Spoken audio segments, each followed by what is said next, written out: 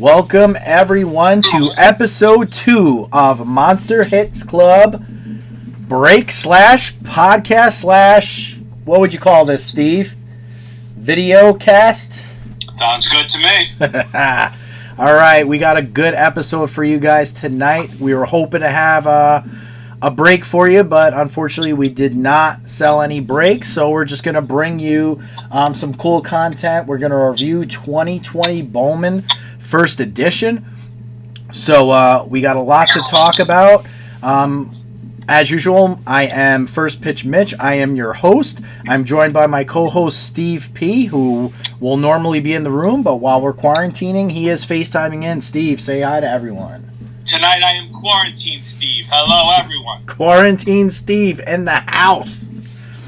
All right, so what we got lined up in the background, as you can see, we have some fine specimens out of the 2020 with the quality of this product.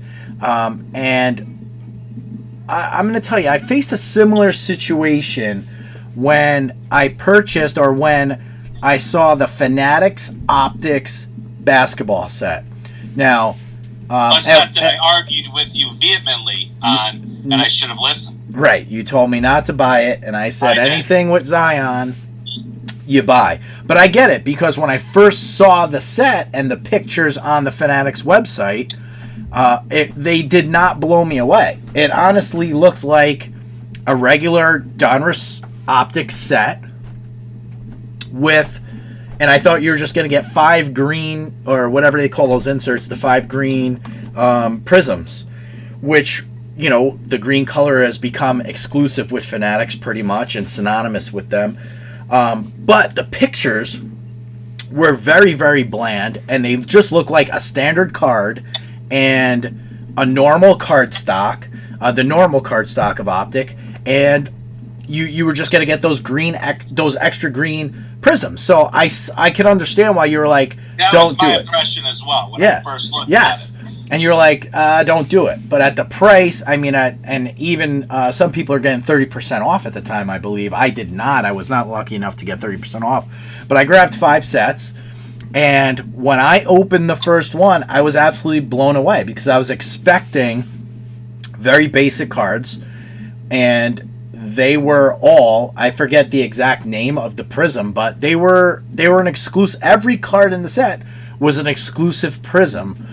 Including the Zion, including the John Morant. And then on top of it, you got the 5 exclusive green cards. So I thought something very similar was going to happen with 2020 First Bowman. Because when you looked at the, First Edition Bowman. I call it First Bowman. We do have some First Bowmans on the table, though.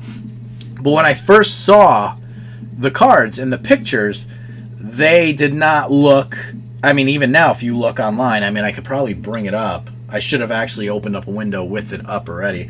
I could probably bring it up. Give me 1 second. Mitch, while you do that, I'll contribute my opinion on it. Yeah. I got to scrub the late 90s, early 2000s out of myself because, as you know, back then, if you boxed a product or any type of factory set, it was pretty much a death knell. So, obviously, with the parallels, the different changes in what collectors are looking for, these sets have a lot more value than I remember. So yeah, it's kind of a change that the hobby has made, and kind of got to go with it. So I owe you one on that one. All right, so I do have the website. I'm going to flip over to that. So here we go. So here's an example. I'm on cardboardconnection.com, just checking out the checklist right now. And as you can see, this card, I mean, it looks. This is obvious. I mean, I'm saying obvious, but I don't know for sure. To me, this looks like it is probably, this Wander Franco is probably the blue foil, right? The way you could tell is because now that you've seen the product, you know that anything that has this first edition graphic on the side is a foil. The base cards don't have that. So this, I thought, was a base card. It looks very basic. There's There's no shine, there's no gleam, there's no excitement. Obviously, it's a very stock photo. You can't really tell, and here's another one. It just looks like a base photo. Oh, you can't see it, Steve. I'm sorry. You can't see my screen right now. I'll turn you around so you can see it. But there you go. So that's what it basically looked like. Look, very basic looking. Very basic. Yeah. You can't really tell that those foils pop. And then you get, switch back the camera here. You open up a pack and you see that the blue foils, are actually stunning. I mean, can you see that, Steve? I cannot. You cannot. A little bit more over. That way. Yes. Very, very, very. I mean, it's a refractor. It's a foil, but it has a very reflective, and it's a beautiful surface on the cards. And the pictures, here's the yellow Jason Dominguez that we saw yesterday. Thank God that was in a one-touch because I just dropped it. But here is a beautiful, and there's a lot of reflection from the lights here, but you could see how beautiful these cards are. I mean, they really did a good job on the foils. Now, the base cards themselves look pretty plain as well. So here we go. Here's a regular base card, and I got to use my other arm because I have a light over there. Regular base card here of Pesce. I mean, it's your standard base card, all white. It's paper, but you may not be able to see from this picture, but the surface is actually pretty glossy. Can you catch that, Steve, or no? I can. It almost reminded me of like Topps Tiffany Score Glossy from back in the day, which, I mean, it really struck some nostalgia with me when I saw how glossy these cards were, because I expected more of a paper stock and not so much gloss on it, if that makes sense. But you know what, Mitch? With all with pretty much the advent of chrome, where they pretty much put chrome on everything now, right. It's kind of refreshing just to have a simple card stock with a little gloss to it. Kind of brings us back, to that 90s look. Yeah, I agree. And I think, I think the card companies would be wise, as men our age, as we know, what brought me back into it. I know that we collected in the early 2000s and we were big into it, but what really brought me back into it was, Jackson, my son.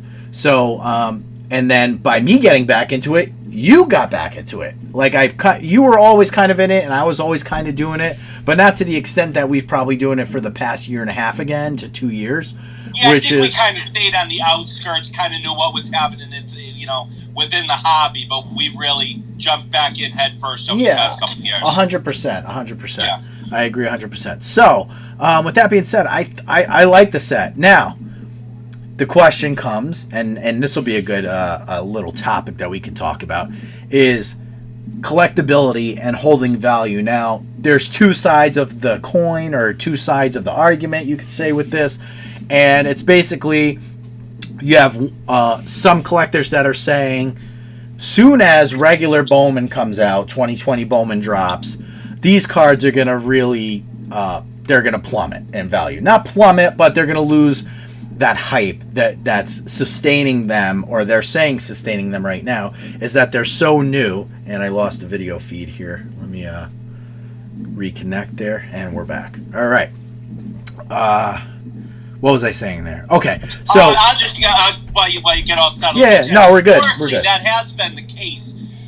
Back when we were collecting in the early 2000s, basically you wanted to dump a card as soon as you got it, because as the newer products came out, you saw a decrease in value with every new product that came out subsequently.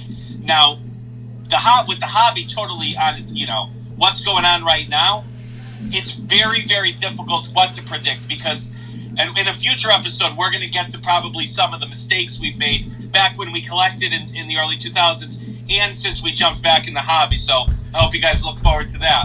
But as of right now, it seems like it's a bigger mistake to sell cards too early. So that's the decision that collectors are that are facing right now. That's very different from earlier stages of the hobby. Yeah, I agree with that. And what I would say is, on the other hand, in the past, Now, I think that's a very flipping mentality. So I think you're absolutely right. Absolutely. If you want to get the most bang for your buck, you sell it right away. You get rid of, the injury concerns, especially with a product like Bowman. You're not worried about, is this guy ever really going to make it to the major leagues or not? And that's it's even probably more of a mentality for football as well, where injuries, play such a large factor. If you have a running back that's had a hot season, get rid of that card as soon as possible. Quarterbacks, on the other hand, a little bit different story. So it's within each sport, it also changes. Basketball and baseball tend to have a little bit more value, increased value as the years go on. Whereas football, especially if you're a non-quarterback or an absolute superstar, i.e. Barry Sanders, Jerry Rice, you're going to see a decrease in value. So right. We'll get a little bit more into the different sports, but we're looking a little bit more on baseball today. So Mitch, you can go from there.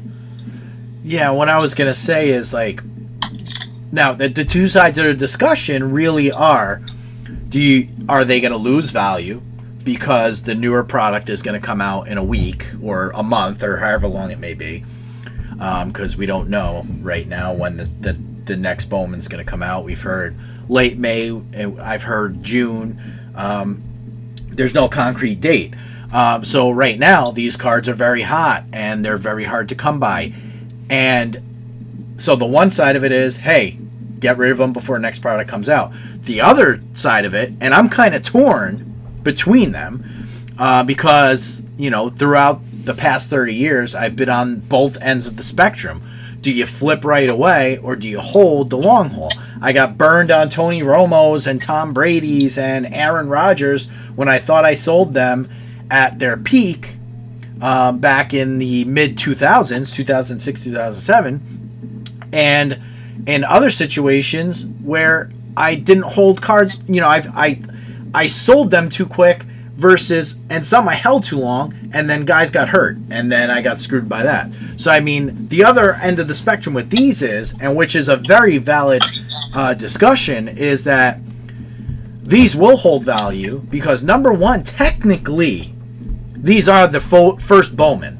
This is the first Bowman card with, with that little logo on it. It's like the Raider rookie logo. It's become synonymous with baseball products. So that first Bowman logo, this is the first cards that some of these guys have with that logo on it, like a Jason Dominguez. You know what I mean? So it's technically the first Bowman. Also, this is a very scarce product.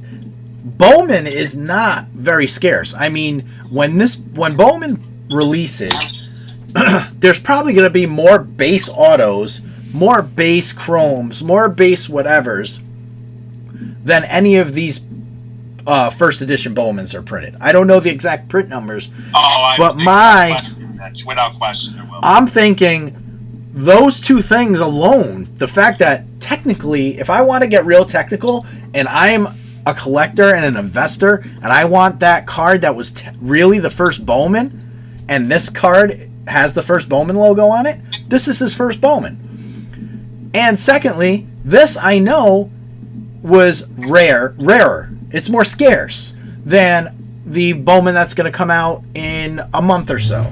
So, you could look at it both ways, and I don't think you're wrong. There's valid arguments. The only problem is, Mitch, we're assuming that the hobby is going to consider this their first Bowman, when with baseball, it's a crapshoot as to what's considered someone's rookie card. Well, that the rookie card argument's different than the first Bowman, though, I think. Fair enough. Fair enough. And that's the one that I always have trouble with too, because I guess they consider Topps and Topps Updates still the official rookie cards for most players, and rightly so. But at the end of the day, you're putting out a product a month with the RC logo on it, and it just waters down that product. And we've had this discussion many times. Overproduction, and I don't know the numbers, but there's still unopened boxes and cases from the the early 90s. And I get it, baseball was absurdly overproduced, but let's not act like cards and product is not overproduced now. You're just getting it spread over 12, 15, 20, however many different products within a year. But you're getting a lot of product and a lot of production. Like, when you have 20 different cards with an RC logo on it, that's a lot of product. That's a lot of production. Like, there's no exclusivity there. And that's what I think this product brings to the table is... And also, when you're having separate parallels at 175.50, each with an autograph subset, that's a lot of autos out there, Mitch. Yeah, I get it. I agree 100%. And like I said, and while we're on Bowman, I might as well, let me grab this real quick. Let's step off camera for a second here. Because this is what I've been doing, Steven. I don't know if I ever shared this with you, actually. But, so my thing now is, rather than gobble up or try to get, like, base autographs, I just go for, like, the regular refractor cards of these guys. Like, here's Riley Green. I try to grab as many just regular refractors or any colored refractors, and I go for the regular refractors. If these guys ever make it big, go look at what a refractor Acuna in a PSA 10 sells for. Go look at what, some of these guys sell for. And the initial monetary risk is much lower. Exactly. So I'm not making huge investments, low risk potential with high reward. So that's what I'm looking at now, is grabbing as many of those Bowman, even the regular first Bowman chromes. I'll gobble those up, but I really like the refractors and go for refractors and colored refractors. Some of the colored refractors, I don't know if I'd go for the oranges and the reds, because I don't see them. I don't know if those you'll get back a good enough return on those. But a regular refractor, if that comes back at a PSA 10, a BGS 9.5, and these guys make it and become all-stars, you're looking at a pretty good turnaround or a return on your investment with those. And a refractor would be the equivalent of, say, silver and prism, correct? It's probably... I would actually be... Yes. I think they're more common than a silver prism, because I would say on average, I saw a ton of 2019 Bowman Chrome, and that's what I'm basing it on. Okay. Let's base it on Bowman Chrome Draft, because that's the last product I really was involved in breaks in. I remember it the best. And I would say that for your top prospects, maybe you get one refractor per case on average. Maybe between 1 and 2, I would say. You get a base refractor. That's your Rushman. Correct. So let's say I got the Orioles 5 times in breaks, probably.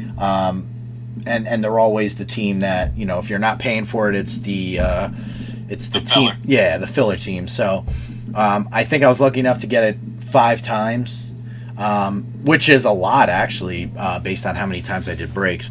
And I think I have 4 Rushman, like, base refractors. So they probably come about 1 a case, I would say, a refractor. Sometimes you're going to get 2 in a case. Sometimes you'll get 1. Sometimes you might not get any. Have you sent those in for grading yet? No. I'll wait. The baseball, because those are the cards that you hold and just wait. It's not an autograph. So if it was an autograph, I'd probably send it in for grading right away, or try to flip it as fast as possible. Because a lot of those cards, like I said, I'll hold on to those base refractors. I'm not always gonna hold on to the autograph if the guy's hot, because there's literally no guarantee he makes it to major leagues. And there's a lot of hype out there because everyone's looking for the next Mike Trout, the next Acuna. These guys are not... They don't come around often. Let's put it that way. Juan Soto is totally undervalued right now. If you look at Juan... I couldn't agree more. I'm always looking for nationals and breaks. He's younger than Acuna. He's got a World Series under his belt. Aside from the steals and maybe a little bit of power. And steals, let's face it, steals don't drive value in this. No, it doesn't. But see, the way you and me look at baseball players, we look at it more from a not from a collector standpoint, I guess, is what I would say. I think collectors look at... we've gotten better at looking at it from a collector standpoint. But I think we also overanalyze it because we just... That's what we do with baseball, me and you. We look at baseball players. Sometimes you have to separate fantasy sports and the hobby. Correct. You know?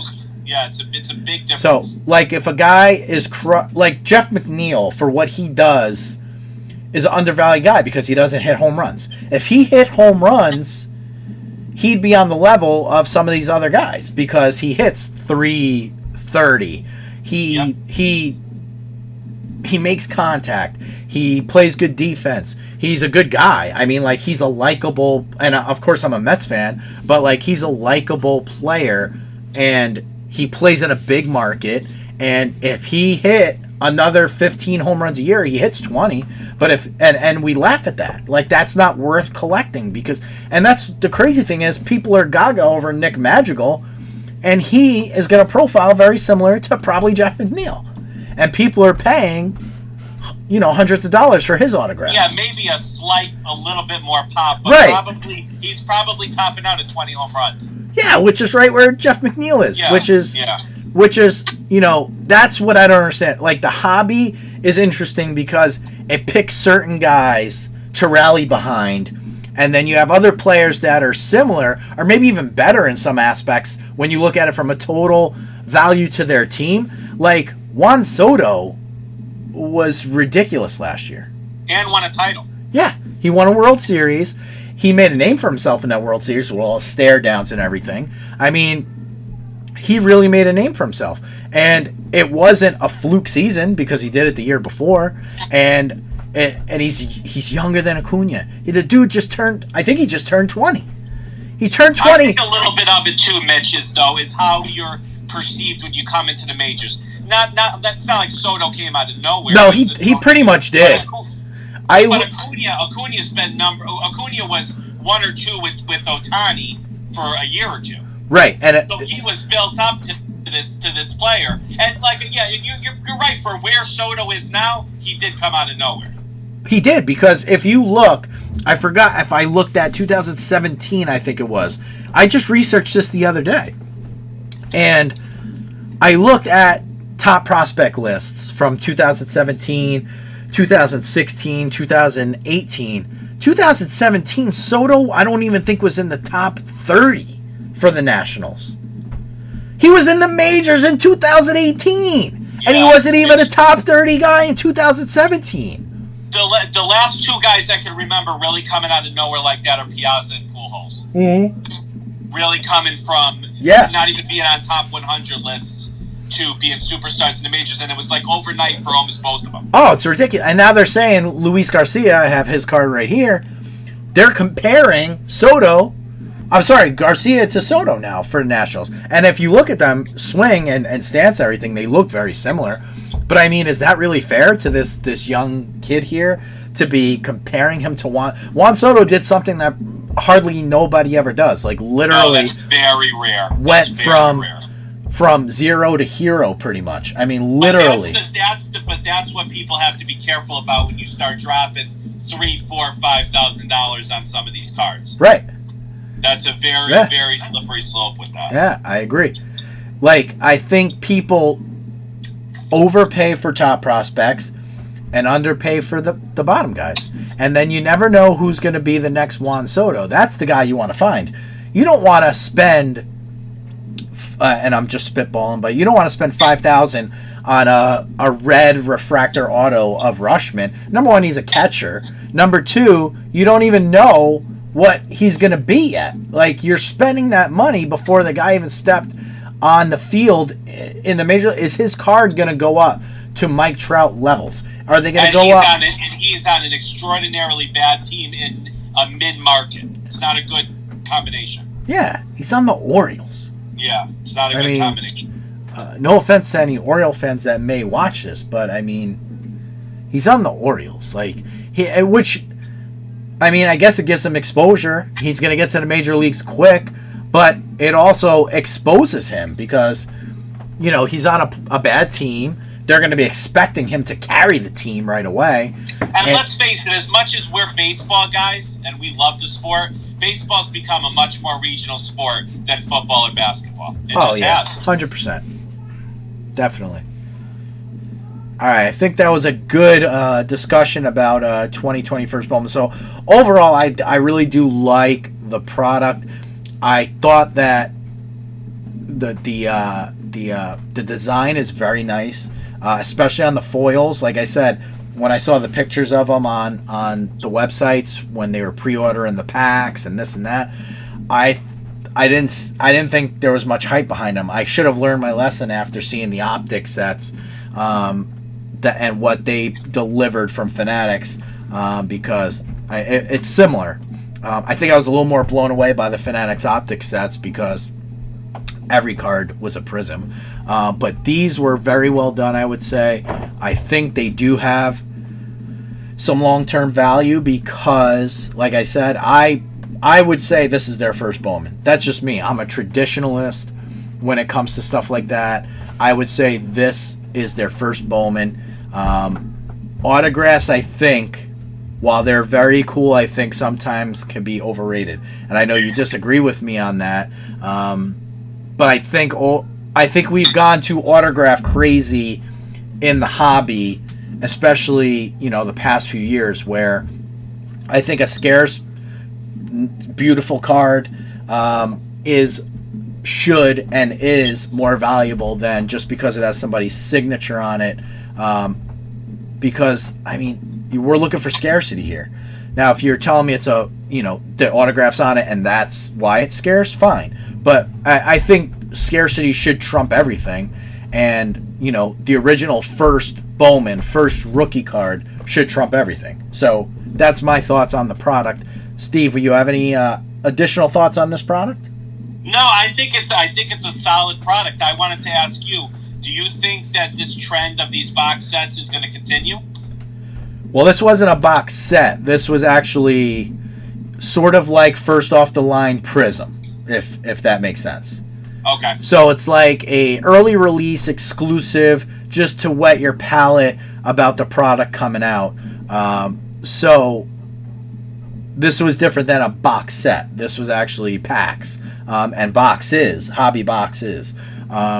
So it's a little bit different, but yeah, I do think that these companies are going to continue to take advantage of the hype of the hobby right now. We're at the... I've never seen it like this, and we talk about this all the time. So this would be the equivalent of Panini's first off the line products. Correct. Yeah, Okay. This is first off the line Bowman, basically. Think of it that way. So I thought they did a really good job with it, and how the hobby perceives it moving forward will be interesting, because are they going to say, obviously you got Witt, you got Dominguez, are these their first Bowmans, I think, or are they going to perceive the auto as the first auto when it comes out? I'm sorry, the first Bowman when it comes out in a month or two. But for now, ride the wave. These are the first Bowmans. We don't know when the next Bowman's coming out, and these cards are nice. They're cool. They're limited. They're scarce. And I think that'll help them in the long run. Maybe not a quick flip. These may lose initial value when Bowman does come out. But I think if Dominguez becomes the next great Yankee in 5 years, in 10 years, is this card going to be worth more than his regular first Bowman? And that will be interesting to see how that all plays out. Or is this going to be looked at as like, it was just a fad, it was dumb, it's not real? Like, that's the interesting thing, because the hobby could be fickle with stuff like that sometimes. You know that. I know that. Absolutely. Just the reintroduction to the hobby, I still am blown away at what we've had this discussion many times. We left an industry that was revolved around jerseys and autographs. Yep. If a card didn't have a jersey, we've talked about this many times. Yep. If a card didn't have a jersey patch or an autograph, where did it end up, Mitch? In a commons box or the garbage. That's correct. So we were reintroduced to a hobby where these parallel cards are getting $5,000, $10,000. So I think it's anybody's guess at this point where the hobby's going to turn. But as of right now, and I know I fought you a lot on this autograph argument. Yeah. But I can't argue with resale value. And right now, where the hobby is, these parallels sell. They do. Oh, I agree. They sell, and they sell well. You know. Yes. So, with that being said, that's our discussion on 2021 Bowman. I do urge you all, I'm going to bring it up on the screen now, to join our Facebook group, Monster Hits Club. We have Raz is listed. We have box breaks listed. All high-end stuff. There's a Ja Morant Purple Wave, baby. What else we got here? A Mike Trout PSA 10. Jordan Alvarez autograph. An Acuna PSA 10 Topps update. All being razzed. A Soto auto from Topps Definitive. 2017 Bowman. A jumbo box we're razzing. I mean, we're breaking. We're looking to break a regular Bowman box from 2017, so you could go do your Acuna hunting and all that good stuff. So join the group. A lot of cool stuff. We're a community. We're growing. We hope that you follow. And the other thing I was going to show you is not only do we have breaks there, but we do have a break available on eBay right now. $55. Buy it now. 10 spots. You get 3 spots per. I'm sorry, 3 teams per spot. They're tiered. Here's the tiers. You can check it out. Monster Hits Club on eBay.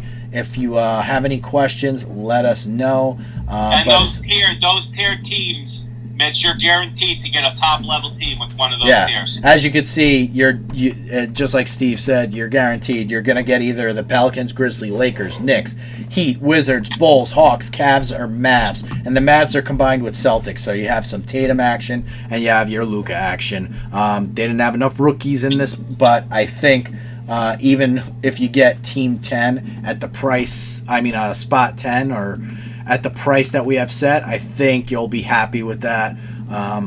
So do some Zion hunting, do some Ja Morant hunting with us, do some LeBron. The LeBron base cards in this ungraded sell for $20. The first Lakers uniform. I mean, that's the thing about these basketball products. It's not a typical break where you're hunted for a Zion or you're hunted for a Ja and you don't pull one and it's a loss. Take a look on eBay. Look at what some of those parallels are selling for, even of veterans, and you can easily, make your break back, even make more money over that break cost just by pulling simple silvers that you might think are throwaway cards. But take a look on eBay, and it will blow your mind what you're getting for it. Correct. Yep. And as usual, Monster Hits Club. I've been doing this a long time. We've been doing this a long time. 100% feedback. Bid with confidence. We're going to treat these cards like they were our own. And it says it right there. 24 hours, we will get the cards in the mail. White glove service. We're going to treat them like their own. So that's all we got. Remember, Monster Hits Club. Follow us on YouTube. Follow us or join us on... Where am I right now? There we go. Join us on Facebook in our Monster Hits Club group, and we look forward to talk to you soon and breaking with you. We're going to probably, Steve, I think we're going to try to do this every night, at least do like a podcast and talk about a different product or a different topic. 30 minutes won't take up much of your time, but I hope this is enjoyable for you. Steve, any closing remarks before we wrap this up? I would just like to let everybody know if anybody has suggestions that, for me and Mitch to discuss, any products you'd like to go over, any just general sports discussions that relate to the hobby or even not to the hobby, we'd be happy to listen to them and incorporate it into a future show.